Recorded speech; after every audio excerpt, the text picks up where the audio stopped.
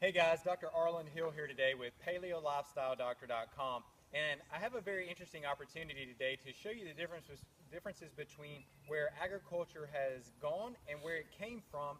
And if you'll look over to my right here, you'll see a wheat field, and this wheat field represents what agriculture has become.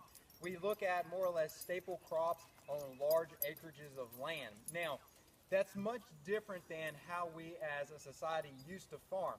The way we used to farm was much different, and actually what I want to do to illustrate this is show you an example of one of my organic gardens.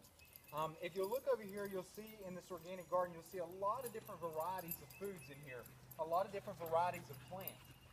Some of the things that you're going to see in this particular garden, you'll see things like there's a row of squash here, some zucchini down at the end of this. You're going to see rows of mustard here. You'll see peas, peppers in this, tomatoes.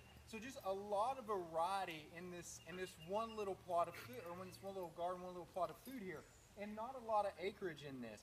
So when we talk about, if you've read some of my articles, if you looked at some of the videos we've done in the past, you'll see that with those, I always recommend eating a diversity of food, and that's because it represents a lot of different nutrients that we should be looking for from our diet.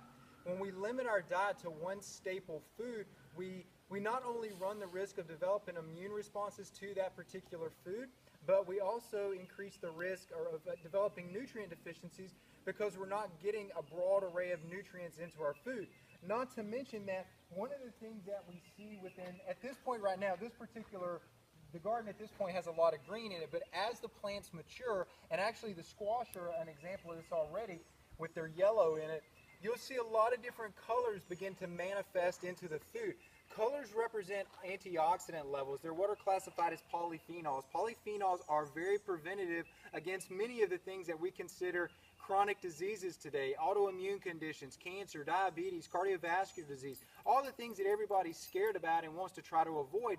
Those things can be warded off from a dietary standpoint just by increasing the diversity of foods that you're consuming. So, again, we wanted to start to move away from what are considered common agricultural practices today and get back in touch with our idea of a large variety of food. Paleo may not mean for everybody eating like a caveman. Paleo, for me and my family, means that we're growing foods that are giving us a variety of different things as if we were living off the land. So it's more of a paleo mindset in a modern day world. So, and you can do the same thing whether you're growing your own garden, growing some vegetables in your backyard, or even you go visiting your local farmer's market or grocery store. Just don't get stuck on the same foods. Incorporate diversity into your diet. So guys, I appreciate you taking the time to listen to me today and visit with us out here. Dr. Arland Hill with PaleoLifestyleDoctor.com. Take care.